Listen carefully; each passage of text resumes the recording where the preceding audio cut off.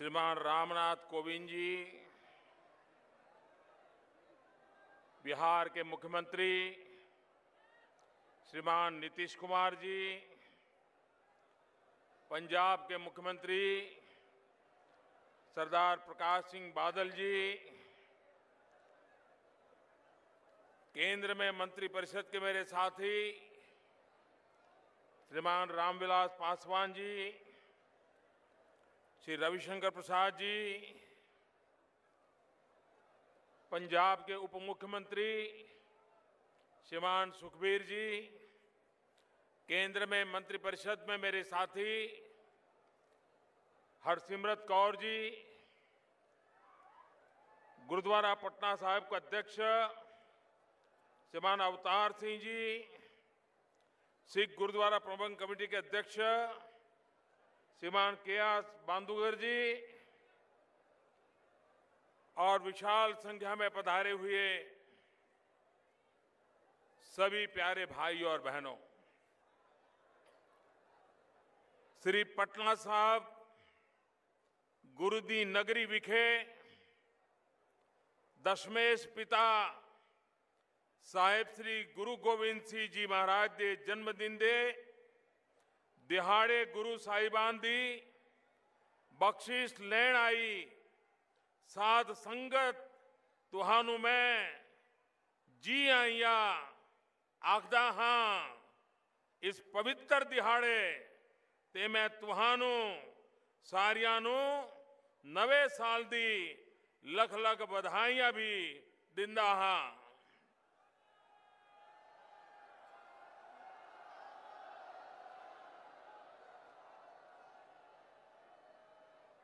आज हम पटना साहिब की इस पवित्र धरती पर इस प्रकाश पर्व को मनाने में भाग्यशाली हुए हैं, लेकिन आज पूरे विश्व में जहां जहां भारतीय रहते हैं, सिख समुदाय रहता है, दुनिया के सभी देशों में भारत सरकार ने हमारी एम्बेसीज के माध्यम से इस प्रकाश पर्व मनाने के लिए योजना बनाई है, ताकि न सिर्फ हिंदुस्तान में लेकिन पूरे विश्व को इस बात का एहसास हो कि गुरु गोविंद सिंह महाराज 350 साल वर्ष पूर्व एक ऐसा दिव्यात्मा का जन्म हुआ जिसने मानवता को कितनी बड़ी प्रेरणा दी, ये विश्व को भी परिचय हो, उस दिशा में भारत सरकार ने भरपूर प्रयास किया है। मैं श्रीमान नीतीश जी को, सरकार को, उनके सभी साथियों को और बिहार की जनता को विशेष रूप से अभिनंदन देता हूं, क्योंकि पटना साहिब में ये प्रकाश पर्व एक विशेष अहमियत रखता है। हिंदुस्तान की एकता, अखंडितता, भाईचारा, सामाजिक समरसता, सर्वपंथ समभाव, इसका बहुत ही मजबूत संदेश देने की ताकत ये पटना साहिब में प्रकाश पर्व को मनाने में है। और इसलिए नीतीश जी ने जिस मेहनत के साथ, स्वयं मुझे बताया जाता था कि स्वयं गांधी मैदान आकर के हर चीज की बारीकी से चिंता करके इतने बड़े भव्य समारोह की योजना की है। कार्यक्रम का स्थल भले पटना साहिब में हो, लेकिन प्रेरणा पूरे हिंदुस्तान को है, प्रेरणा पूरे विश्व को है। और इसलिए ये प्रकाश पर्व हमें भी मानवता के लिए किस रास्ते पर चलना है, हमारे संस्कार क्या है, हमारे मूल्य क्या है, हम मानव जात को क्या दे सकते हैं, इसके लिए एक पुनः स्मरण करके नए उमंग, उत्साह और ऊर्जा के साथ आगे बढ़ने का ये अवसर है। गुरु गोविंद सिंह जी महाराज एक त्याग की प्रतिमूर्ति थे। हम कल्पना कर सकते हैं कि आंखों के सामने अपने पूज्य पिता का बलिदान देखें और अपने ही मौजूदगी में अपने संतानों को भी आदर्शों के लिए, मूल्यों के लिए, मानवता के लिए बलि चढ़ते देखें और उसके बाद भी त्याग की पराकाष्ठा देखें। गुरु गोविंद सिंह जी महाराज भी इस गुरु परंपरा को आगे बढ़ा सकते थे, लेकिन इनकी ये दीर्घदृष्टि थी कि उन्होंने ज्ञान को केंद्र में रखते हुए गुरु ग्रंथ साहब के हर शब्द को जीवन मंत्र मानते हुए हम सब के लिए आखिर में यही कहा कि अब गुरु ग्रंथ साहब ही, उसका हर शब्द, उसका हर पन्ना आने वाले युगों तक हमें प्रेरणा देता रहेगा। ये भी उनके त्याग की मिसाल का अंश था। उससे भी आगे जब पंच प्यारे और खालसा पंथ की रचना, उसमें भी पूरे भारत को जोड़ने का उनका प्रयास था। जब लोग आदि शंकराचार्य की चर्चा करते हैं तो कहते हैं कि आदि शंकर ने हिंदुस्तान के चारों कोने में मठ का निर्माण करके भारत की एकता को बल देने का प्रयास किया था।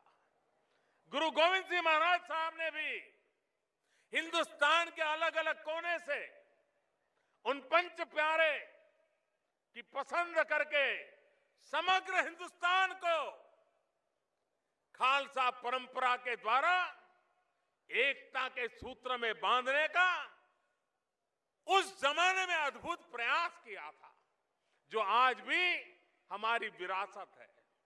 और मैं हमेशा हृदय से अनुभव करता हूं कि मेरा कुछ खून का रिश्ता है, क्योंकि जो पहले पंच प्यारे थे, उन पंच प्यारों को ये नहीं कहा गया था आपको ये मिलेगा, आपको ये पद मिलेगा, आगे आइए। नहीं, गुरु गोविंद सिंह महाराज साहब का कसौटी का मानदंड भी बड़ा ऊंचा रहता था। उन्होंने तो सर कटवाने के लिए निमंत्रण दिया था, आइए आपका सर काट दिया जाएगा और इस त्याग के आधार पर तय होगा आगे कैसे बढ़ना। और अपना सर देने के लिए देश के अलग अलग कोने से लोग आगे आए। उसमें एक गुजरात के द्वारिका का दर्जी समाज का बेटा, वो भी आगे आया और पंच प्यारों में उसने जगह पाई। गुरु गोविंद सिंह महाराज साहब ने उसको गले लगाया और पंच प्यारे खालसा परंपरा निर्माण तो किया था गुरु गोविंद सिंह महाराज साहब ने। वे चाहते उस दिशा में ये परंपरा चल सकती थी, लेकिन ये उनका त्याग, उनकी ऊंचाई थी कि गुरु गोविंद सिंह महाराज साहब ने स्वयं को भी उस बंधनों में बांध दिया और उन्होंने कहा कि ये जो पंच प्यारे हैं, ये जो खालसा परंपरा बनी है, मेरे लिए भी क्या करना न करना, कब करना, कैसे करना, ये जो निर्णय करेंगे मैं उसका पालन करूंगा। मैं समझता हूं कि गुरु गोविंद सिंह जी महाराज साहब का इससे बड़ा त्याग की कल्पना कोई कर नहीं सकता कि जिस व्यवस्था ने खुद को खड़ी की, खुद की प्रेरणा से व्यवस्था खड़ी हुई, लेकिन उस व्यवस्था को उन्होंने अपने सर पे बिठाया और स्वयं को उस व्यवस्था को समर्पित कर दिया।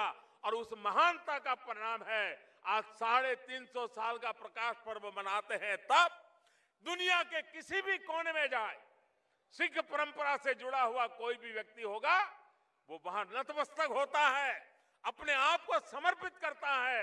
गुरु गोविंद सिंह महाराज साहब ने जो परंपरा रखी थी, उस परंपरा का पालन करता है। तो ऐसी एक महान प्रेरणा गुरु गोविंद सिंह महाराज साहब को जब याद करते हैं तो कुछ इतिहासकार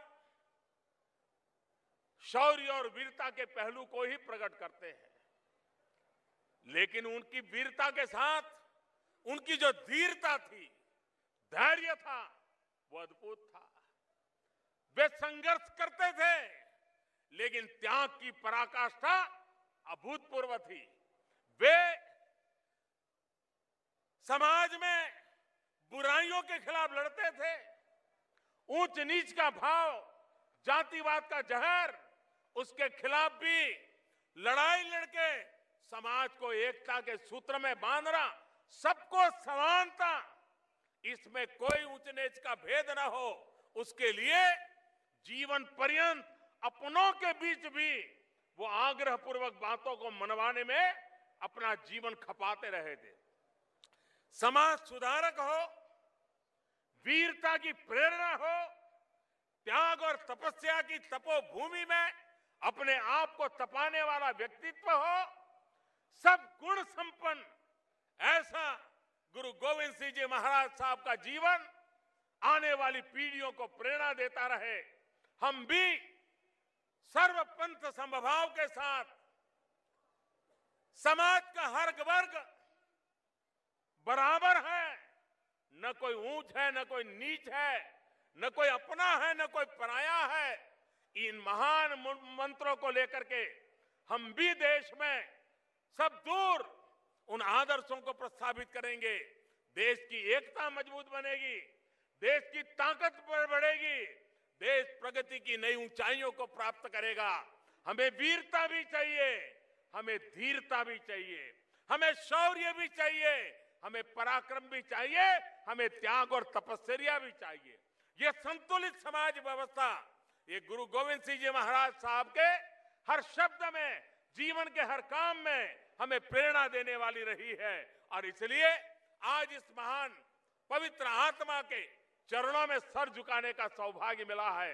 आज गुरु गोविंद जी महाराज साहब के उसी स्थान पर आकर के गुरु ग्रंथ साहब को भी नमन करने का सौभाग्य मिला है। मुझे विश्वास है कि हमें प्रेरणा देता रहेगा। यहां नीतीश जी ने एक बहुत महत्वपूर्ण बात को स्पर्श किया। महात्मा गांधी चंपारण सत्याग्रह की शताब्दी, लेकिन मैं नीतीश जी को हृदय से एक बात के लिए अभिनंदन करता हूं। समाज परिवर्तन का काम बड़ा कठिन होता है, बहुत मुश्किल काम होता है। उसको हाथ लगाने की हिम्मत करना भी बड़ा मुश्किल काम होता है।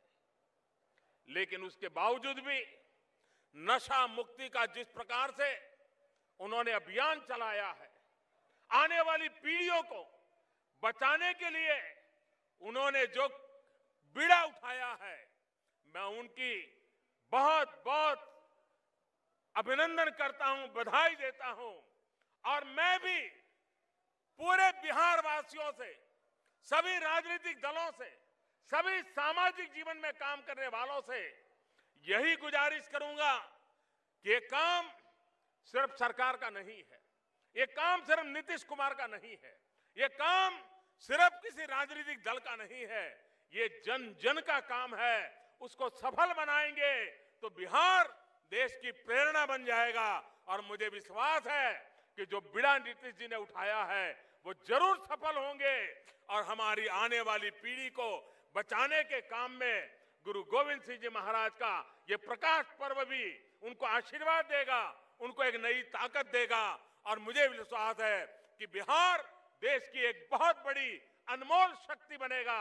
देश को आगे बढ़ाने में बिहार बहुत बड़ा योगदान करेगा, क्योंकि ये बिहार की धरती है जिसने गुरु गोविंद सिंह जी महाराज साहब से अब तक अनेक महापुरुष हमें दिए हैं। राजेंद्र बाबू की याद करें, चंपारण सत्याग्रह की कल्पना की भूमि है ये है। जयप्रकाश नारायण, कर्पूरी ठाकुर, अनगिनत नर रत्न इस धरती ने मां भारती की सेवा में दिए हैं। ऐसी भूमि पर गुरु गोविंद सिंह जी महाराज वो प्रेरणा हम सब के लिए एक नया आदर्श, नई प्रेरणा, नई शक्ति देती है। इसी एक अवसर को, प्रकाश पर्व को, ज्ञान के प्रकाश को जीवन भर अपने अंदर ले जाने के संकल्प के साथ हम इस प्रकाश पर्व को मनाएं। विश्व भर में जो भी भारत सरकार के अलग अलग मिशंस के द्वारा, एम्बेसीज के द्वारा ये प्रकाश पर्व मनाया जा रहा है, मैं विश्व भर में फैले हुए गुरु गोविंद सिंह महाराज साहब का स्मरण करने वाले सभी जनों को अंतःकरण पूर्वक बहुत बहुत शुभकामनाएं देता हूं, बहुत बहुत बधाई देता हूं। भारत सरकार ने इस प्रकाश पर्व को बहुत व्यापक रूप से हिंदुस्तान और हिंदुस्तान के बाहर मनाने की योजना बनाई है, कमेटी बनाई है। 100 करोड़ रुपया उस काम के लिए लगाया है। रेलवे ने अलग से करीब 40 करोड़ रुपया लगा करके स्थायी व्यवस्थाएं इस प्रकाश पर्व के निमित्त खड़ी की है। भारत सरकार के सांस्कृतिक विभाग ने भी करीब 40 करोड़ रुपया लगा करके अनेकविध योजनाओं को साकार करने की दिशा में काम किया है, ताकि ये हमेशा हमेशा आने वाली पीढ़ियों को प्रेरणा देने वाला काम बने। उस दिशा में हम काम कर रहे हैं और आगे भी इस काम को आगे बढ़ाते जाएंगे। मैं फिर एक बार इस अवसर पर, इस पवित्र अवसर पर सहभागी बनने का मुझे सौभाग्य मिला, अपने जीवन को धन्य मानता हूं। आप सबसे प्रणाम करते हुए जो बोले सो निहाल, सत श्री अकाल।